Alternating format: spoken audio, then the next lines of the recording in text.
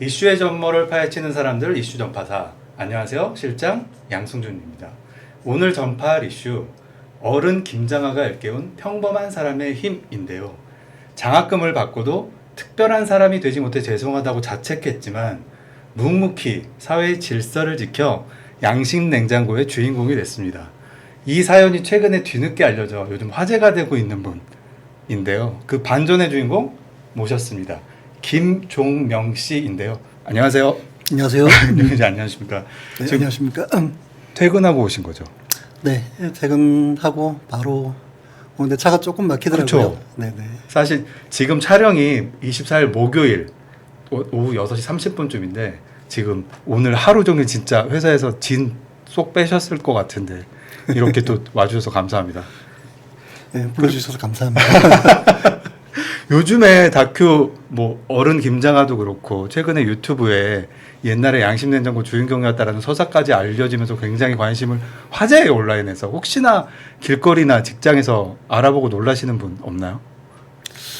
길거리에서 알아보시는 분은 전혀 없었고요. 네. 뭐 회사에서는 평소에 알던 분들이 봤다라고 이제 아는 체 하시는 분들이 간혹 있기는 한데 네. 뭐 그 정도죠. 뭐. 그게 좀 궁금한 게 그게 2016년 정도였나요? 아마 그랬던 것 같은데 그때 양심냉장고 받은 게 그때쯤이었죠. 2016년도. 네, 그때쯤입니다. 그때 퇴근하시는 길이었나요? 그때 상황이 조금 어떤 상황이었는지 궁금하더라고요. 회사에서 한참 어떤 프로젝트를 하다가 네. 중간 보고를 하고 이제 실컷 중간 보고를 하고 깨졌죠. 깨지고 이제 저희들끼리는 그래도 이제 수고했다. 네네. 그러고 이제 회식을 마치고 이제 그 저희들끼리 그 회식을 마치고 가는 길이었는데 네. 이제 제 옆에는 같이 일하던 부장 한 명과 저 뒤에는 같이 일하던 저희 과장 한 명이 같이 타고 가는 길이었어요. 그래서 상사를 모시고 이제 귀가하시는 길이었던 건 거죠? 그렇죠. 상사라고 말을 하긴 좀 그렇긴 한데 네. 같이 이제 또래가 돼가지고 아 또래. 이제 직급은 높지만 이제 같이 또래처럼 같이 잘 지내던 그런 친구였는데. 근데 좀 전에 말씀하신 게 회식하셨다고 그랬잖아요. 네네. 그럼 술을 안 드셨던 거예요? 제가 좀 간이 안 좋아가지고 아 그때 술을 안 드셨구나. 술을 한 2012년, 14년 그때쯤부터 해가지고 완전히 끊어가지고 네. 지금 술을 좀 안 먹은 지는 좀 오래됐습니다. 그래서 그렇게 해서 운전을 하고 결국은 그 정지선까지 지켜가지고 이경규 씨를 만나셨겠네요. 그때? 깜짝 놀랐죠. 갑자기 그때는 이제 그 습관이 예. 정지선에 서면은 보통 기어를 중립으로 놓고 네. 있을 때였거든요. 오. 그 중립으로 놓고 이제 출발한다고 딱 당겨서 가는데 갑자기 누가 앞에서 팔을 막 흔드는 거예요. 이렇게. 네네. 그래가지고 뭔 일인가 했는데 갑자기 차를 세우고 양심냉장고 이야기를 하는 거예요. 네. 그게 뭔 일이야 그랬죠. 양심냉장고라는 프로는 예전에 끝났는데. 그쵸, 예전에 끝났는데. 갑자기 그 이야기를 하니까 이게 뭔 일인가 했었어요. 그때 맞아요. 제 기억에는 리부트라고 다시 이제 시작하는 그런 컨셉이었는데 아마 그래서 그때 아마 주인공으로 당첨이란 말이 맞는지 모르겠으나 됐던 것 같은데 그때 양심냉장고가 어쨌든 진짜 냉장고 준다고 해서 유명했는데 진짜 주던가요? 예, 냉장고. 진짜로 받았죠. 혹시 그거 아직 쓰고 계시나요? 그 제가 쓴 건 아니고 네. 지금은 처제한테가 있어요. 와, 그 처제분 아직 쓰고 계세요? 예, 잘 쓰고 있고. 야, 예, 그 진짜 큰 건가 봐요 냉장고가. 네. 저는 이제 그게 집이 좀 좁아가지고 그 냉장고를 들여놓으면 공간이 없어요. 아, 예, 그래가지고 이제 때마침 그때 이제 그 장인어른이 또 이제 그때 칠순도 되셨고 해가지고 내 처제한테 주면서 이제 이거 네가 가져가고 그거 사는 비용으로 해서 어떻게 좀 하자. 저자분이 그래도 어쨌든 많이 어부지리로 좋은 선물을 갖게 되셨네요. 지금 어쨌든 김종명 씨 이렇게 또 모시게 된 계기가 그 김장하 장학상으로도 많이 좀 주목을 받고 계세요. 그래서 김장하 선생과는 좀 어떻게 처음에 인연을 맺으셨는지 그게 좀 많이 궁금하더라고요. 제가 명신고등학교를 들어갔죠. 원래 저는 이제 집이 그 문영배 재판관님이 나왔던 그 대하고등학교 있잖아요. 네네. 그 대하고등학교하고 대하중학교가 붙어 있어요. 네. 저는 대하중학교를 나왔거든요. 아, 네네. 근데 대하중학교하고 명신고등학교는 진주에서 끝에서 끝이에요. 아, 근데 이제 진주가 예. 평준화 지역이거든요. 예. 그러다 보니까 이제 뺑뺑이를 돌렸는데 네. 명신고등학교를 된 거죠. 명신고 가서 그래도 어쨌든 그 장학 선발 절차나 뭐 이런 것들이 있었을 텐데 그래도 선생님과 좀 연이 닿은 계기가 또 어떻게 됐는지 구체적으로 좀 궁금하더라고요. 학교를 다니면서 어떻게 예. 뭐 장학생이 됐다라고 하는 생각은 전혀 못했고요. 아. 그게 이제 어떻게 된 거냐면 고등학교를 다니면서 받은 게 아니라 네. 고등학교를 졸업하면서 받은 거예요. 아, 대학 이제 들어가면서. 네. 그래서 이제 고등학교 동안에 장학금을 받은 건 전혀 없고 예. 이제 고등학교를 졸업하고 대학교를 들어가면서 예. 이제 대학교는 붙었는데 그 선생님들은 아시는 거죠. 이제 그러니까 가정 형편은 좀 어려운데 예. 사립 대학교를 들어갔으니까 네. 대학교 들어가서 등록금은 좀 많이 나올 건데 그렇죠. 이제 아마도 그때 이제 그 김장하 이사장님께서 그런 사람들을 많이 도와주고 계셨고 그리고 아마도 선생님들한테 그런 학생들이 있으면 좀 추천을 해라 아마 그렇게 하셨던 것 같아요. 아. 그래서 이제 선생님들이 아마 추천하시지 않았을까. 그때 직접 처음에는 뵙던 건 아니고. 그죠. 아, 모르고 있다가. 어느 날 그것도 저기 선생님한테 연락을 받았어요. 선생님한테 전화를 받았는데 어느 날 몇 월 며칠 몇 시까지 그 한약방으로 가라. 아 진짜요? 네. 학교로 오라는 이야기도 없었어요. 한약방으로 가라. 네. 그래서 저랑 같이 그 장학금을 받은 게 3명이 같이 받았는데 네. 저를 포함해서 3명이 받았는데 저랑 동기 1명이랑 이제 한기수 선배 1명이랑 네. 3명이 받았는데 그 3명을 거기서 처음 만났어요. 와. 장학금을 받는다는 사실을 그 자리에서 3명이 처음 처음 만났어요. 알았고. 네. 근데 그럼 직접 그럼 그 자리에서 약방에서 김장하 선생은 돈 꺼내서 이렇게 주신 거예요? 그건 아니고? 이제 그때는 이제 등록금이 나오기 전이었기 때문에 그 뒤에 이제 아. 등록금 이제 등록금 받고 난 다음에 이제 아, 가서 그러셨구나. 받았죠. 따로 받았죠. 그때는. 저는 다큐 보면서 조금 인상 깊었던 게 말씀하신 게 장학금을 받고도 특별한 사람이 되지 못해 죄송하다 이 말을 하셨더라고요. 그래서 이 말을 왜 언제 그리고 왜 하셨을까? 어찌됐건 장학생으로 선정돼서 이렇게 좀 모범적으로 학교 생활을 했을 것 같은데 좀 궁금하더라고요. 그 배경이. 일단 기본적으로 저희가 보통 생각을 하면 그렇잖아요. 뭔가 내가 투자를 했거나 그렇게 했을 때에는 기대치라는 게 있잖아요. 그렇죠. 그러니까 누군가한테 도움을 줬다고 하더라도 어느 정도 이제 그런 기대치가 있을 거라고 당연히 생각을 하는데 네. 이제 그런 기대치를 생각을 했을 때 보통 이제 장학금을 준다거나 그렇게 도와줬을 때 공부를 하게끔 도와줬을 때 보통 그런 기대치라고 생각을 한다면은 이 친구가 나중에 공부를 더 열심히 잘해가지고 어떤 그 이 사회에 크게 이바지하는 그런 쪽으로 가지 않을까. 이제 뭐 예를 들어 가지고 이제 저는 이제 그렇게 생각을 많이 했었어요. 이게 특히나 이제 저는 연구직이라든지 예. 근데 그런 어떤 기술 개발이라든지 그런 걸 통해 가지고 이 사회에 이바지하는 그런 쪽이 좀 그런 쪽으로 좀 나갔으면 좋겠다라고 이제 좀 다짐을 했었는데 예. 그런 쪽을 이제 하다가 실패를 했죠. 아. 이제 그렇게 못 나갔는데 그 뒤로 이제 일반적인 직장 생활을 쭉 하고 있었는데 그렇게 하다 보니까 이제 너무 평범한 거예요. 그러니까 장학금을 받았던 다른 사람들은 뭐 대학 교수가 되고 뭐가 되고 이제 그런 것들도 있었고 실제로 이제 그 전에도 저는 이제 그 인터넷이 있을 동안에 많이 찾아봤었어요. 찾아보고 하다 보면 이제 예를 들어서 뭐 다른 장학생들이 어떻게 된다라고 하는 것들이 네. 실제로는 거의 나오지는 않습니다. 저도 찾기 힘든 것 같더라고요. 지금도 보면은 장학생들이 누가 있는지는 저희들끼리 아무도 몰라요. 리스트를 모릅니다. 저희도. 정확한 수치도 사실 모르잖아요. 모릅니다. 몇 분인지도. 그러니까 저는 지금 저랑 같이 장학금 받았던 2명 중에 1명은 이름을 기억하는데 선배는 이름도 기억을 못해요. 그때 만난 3분. 맞아요. 혹시 그럼 그때 그러니까 장학금을 받고도 특별한 사람이 되지 못해 죄송하다고 말씀드렸을 때 선생님은 또 뭐라고 하시던가요? 열심히 살았냐고 물어보시더라고요. 이거 좀 울림 있네요.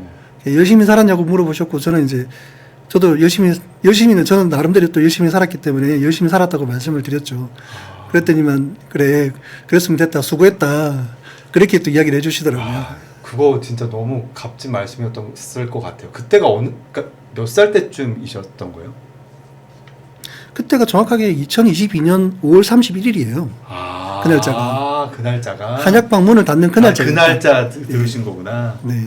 그때 저는 또 다큐에 보면서 인상 깊었던 게 김종률님이 그런 말씀을 전에 듣고 그걸 바라고 내가 도와준 게 아니다. 그러면서 이제 우리 사회는 평범한 사람들이 지탱하고 있는 거다라는 말씀을 하세요. 그래서 그거를 제가 보기에는 직접 들으시지는 못했을 것 같고 결국 그쵸. 다큐를 통해서 보셨을 것 같아요. 그죠. 그 말씀 듣고 좀 여러 생각이 마음속으로 났을 것 같은데 좀 어떤 생각이 들던지도 궁금하더라고요. 일단 저한테도 굉장히 울림이 좀 컸고요. 굉장히 위로가 많이 됐죠. 그렇죠. 저도 이제 제가 그런 말씀을 드렸을 때에도 저도 나름대로 이제 제가 기대치에 못 미쳤다라고 하는 어떤 스스로의 어떤 그런 아픔도 있었을 거고, 이제 그런 생각 자체가 어떻게 보면 저한테도 상처가 됐을 수도 있는 건데, 그렇게 또 말씀을 해주시고, 그 말씀을 해주시는 게 한 번이 아니라 어떻게 보면 두 번이고, 그리고 저한테도 한 번 해주셨지만 다른 사람 앞에서도 또 그런 이야기를 해주신 거잖아요. 그렇죠, 그렇죠. 굉장히 큰 위로가 됐고요. 아, 또 굉장히 또 저한테도 큰 울림이 됐죠. 안 그래도 제가 이제 김종국님한테 연락을 하려고 이렇게 핸드폰 보고 푸사를 볼 거 아니에요. 푸사 보니까 그 명패로 우리 사회는 평범한 사람들이 지내고 있는 거다라고 걸어두셨더라고요. 그래서 이게 김종국님한테도 진짜 각별한 이게 말씀이었구나, 이런 말씀이 겠구나라는 생각이 들더라고요. 그래서 명패까지 걸어놓으신 거 보면, 그래가지고 근데 자꾸 지금 뭐 내가 특별한 사람은 아니라서 죄송하다라는 말씀을 좀 이렇게 여러 번 강조하시는데, 지금 하고 계신 일은 좀 어떻게 되세요? 지금 정본사에서 IT 쪽 일을 하고 있습니다. 저 IT 쪽이요? 네네. 그러면 김장아 지금 장학생이신 거잖아요. 네네. 그러면 김 선생님의 어떤 후원이나 이런 것들, 어떤 말씀 같은 거를 듣고 세상을 바라보는 시각 혹은 삶을 바라보는 생각들이 혹시 바뀌었을 수도 있을 거란 생각도 들어요. 혹시 그런 게 있다면 어떤 게 있는지도 좀 궁금하더라고요. 뒤늦게 돌아보고 생각을 해보면 그런 게 있는 것 같아요. 가난이라고 하는 게 생각보다 이제 굉장히 영향을 많이 미치는구나라고 하는 것들을 이제 뒤늦게 이제 돌아서 저도 한 번씩 생각을 해보면은 그런 부분들이 좀 있거든요. 이제 특히나 제가 봤을 때는 시야를 굉장히 좁게 만들어요. 주위를 돌아볼 수 없게 만듭니다. 네. 이게 제가 살아가는 동안에도 혹은 다른 사람들을 보고 이제 뭔가 선택을 하는 순간이 오게 되면은, 가난이라고 하는 것들은 다른 사람들은 선택할 수 있는 폭이 이 정도가 된다라고 한다면은 스스로 쳐내는 것들이 굉장히 많아요. 맞아요. 그런데 이제 그런 도움을 받다 보니까는 이제 그 중에서도 이제 선택할 수 있는 폭이 점점 넓어지는 거예요. 맞아요. 저도 이제 뒤늦게 한번 그런 이야기를 들은 적이 있는데, 저희 어머니가 저를 공고해 버리려고 하셨어요. 근데 저는 이제 상담을 한 적도 없이 제가 알아서 그냥 원서를 내고 그냥 원서를 쓰고 이제 시험을 치고 합격을 했죠. 그리고 이제 심지어 대학교 때도 그랬죠. 근데 대학교를 들어갈 때도 그렇게 해버린 거예요. 그러니까 그러고 난 다음에 이제 그래도 이제 공부를 좀 어느 정도 했으니까 어머니도 나중에 가가지고는 그거에 대해 가지고는, 그래 나는 그렇게 생각을 했었는데 집안 형편이 안 좋았으니까 네가 알아서 어떻게 보면 네 살 길을 네가 찾은 거 아니냐. 근데 이제 그런 것도 보면 그런 거죠. 이게 그 와중에도 그런 도움이 없었다라고 한다면 또 그런 부분에서도 선택의 폭이 또 많이 좁아졌겠죠. 맞아요. 그런 것도 느끼시지 않았을까 싶기도 한데, 왜냐면 어찌됐건 나를 모르는 나의 가족과 친지도 아닌 생명부지의 누군가가 나의 어떤 인생 행보를 지원해 주는 거잖아요. 그러면 그 전에는 사실 잘 모르고 있다가 내가 지금 사회에 속해 있구나, 사회에 함께 있구나라는 거를 저는 느끼게 되는 것 같더라고요. 저도 혹시 그런 순간들도 좀 이렇게 많이 내가 사람들과 함께 걷고 있구나라는 것을 좀 일깨워주는 계기가 됐을 것 같기도 하고, 그런 생각이 들더라고요. 그렇죠. 그럴 때도 많죠. 네. 그러니까 혼자 있을 때는 많아요. 혼자 있다라고 생각 들 때도 많아요. 근데 혼자 버려져 있다라고 생각 들지는 않아요. 맞아요. 그게 굉장히 큰 힘인 것 같아요. 그러니까 이런 김장한 선생의 그 장학 활동이나 이런 것들이 그런 면에서 굉장히 좀 외로울 때 버팀목이 돼주지 않았을까라는 생각이 많이 들더라고요. 그리고 또 하나 궁금한 게, 양심냉장고의 주인공이 되셨잖아요. 근데 그게 사실 일반 사람들이 너무 사소하게 지키지 않는 거라고 할지라도, 그게 어떻게 보면 공동체 정신에 대해서 그만큼 소중하게 여기고, 내가 그거 공동체를 지키기 위해서 그 사회 질서들을 빠짐없이 지키는 거잖아요. 그래서 김종국 씨도 이렇게 그런 살아가는 데 있어서 그 원칙 혹은 소신이 있을 것 같다라는 생각이 들더라고요. 뭐 거창한 건 아니더라도 그렇게 일상에서 어쨌든 질서나 이런 것들을 빠짐없이 지키는 모습들을 보니 그런 생각이 문득 저는 들었는데, 혹시 그런 게 있다면 뭐가 있는지도 궁금하더라고요.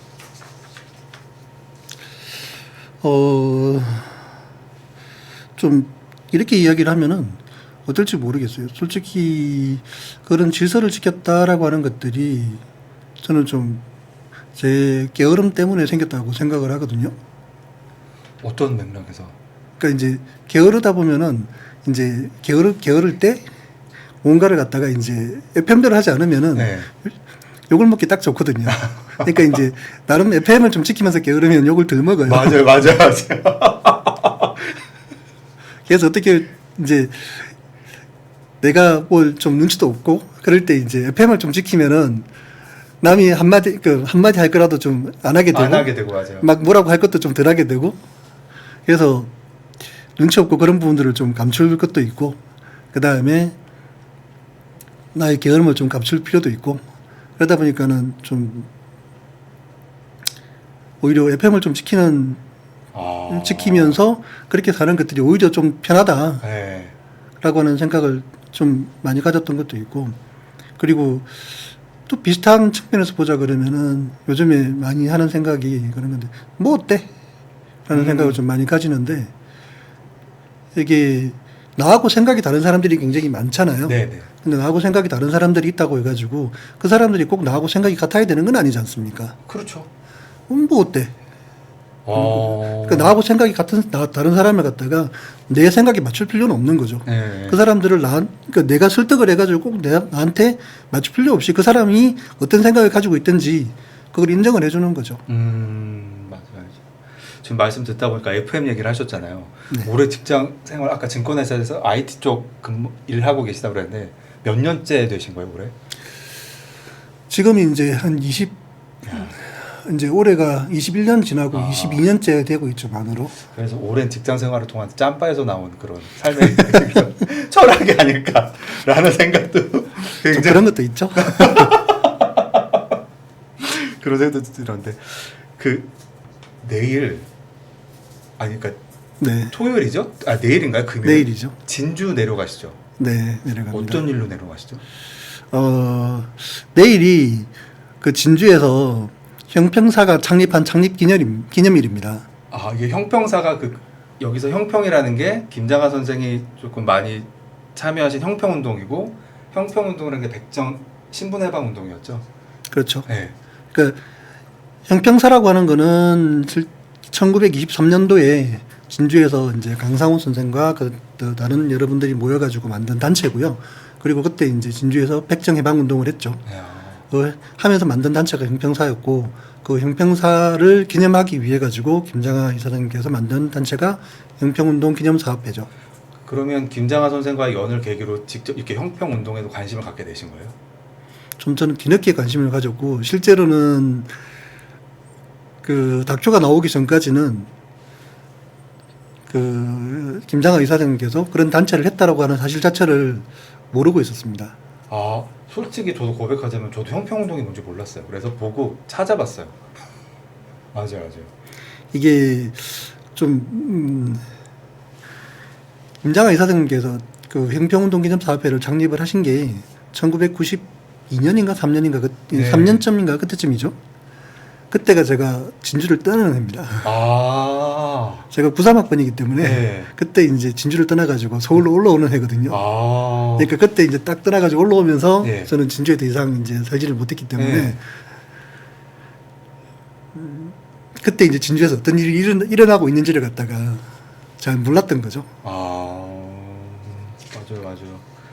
지금 이래저래 말씀을 참 값진 얘기도 많이 들었는데 마지막으로 좀 김장하 장학생으로서 좀 하시고 싶은 얘기나 좀 이렇게 좀 남기고 싶은 얘기랄까 그런 게 있는지도 궁금해요.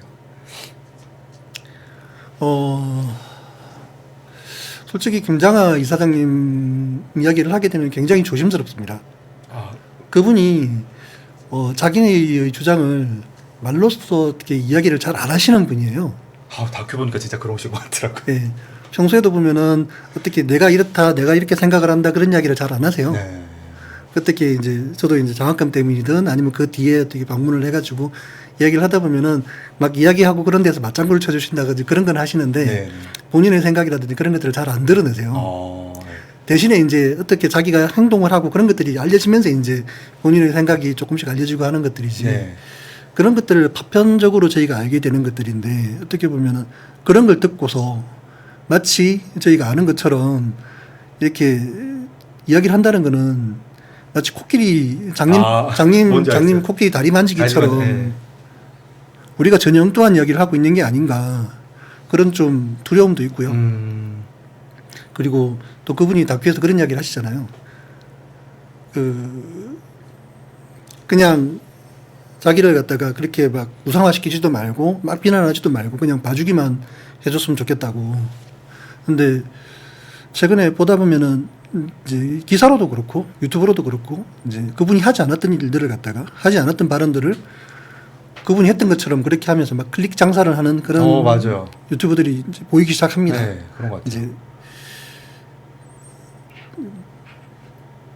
그런 부분들을 어떻게 봐야 되느냐라고 하는 부분들도 이제 김주환 기자님도 거기에 대해서 굉장히 걱정을 많이 하세요.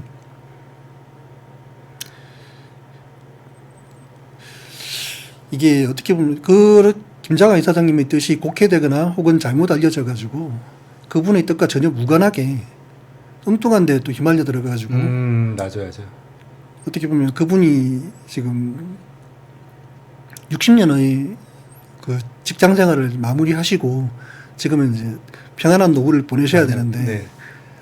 또 휘말려 가지고는 그런 분쟁이라든지 근데 또 휘말려서 또 힘들게 또 되실까봐 그런 부분들은 굉장히 저희는 걱정을 하는 편이고 맞아요. 그 저뿐만이 아니라 저희 동문들도 그렇고 그 주위에 계신 분들이 아마 그 부분들은 제일 많이 걱정을 하실 겁니다. 이 말씀 들으니까 저도 다큐 보다가 갑자기 전화 한 통화 받았는데 그게 어쨌든 극우의 어떤 분인 것 같은데 굉장히 정치적으로 비방하는 전화를 뜬금없이 받으셔가지고 야 저런 전화도 많이 오는구나 해서 걱정이 많이 되셨던 것 같은데 야 참 말씀 들으니까 참 우리가 여러 가지 생각해볼 지금 거리들이 많지 않나라고 생각이 됩니다. 지금까지 말씀 정말 잘 들었고요.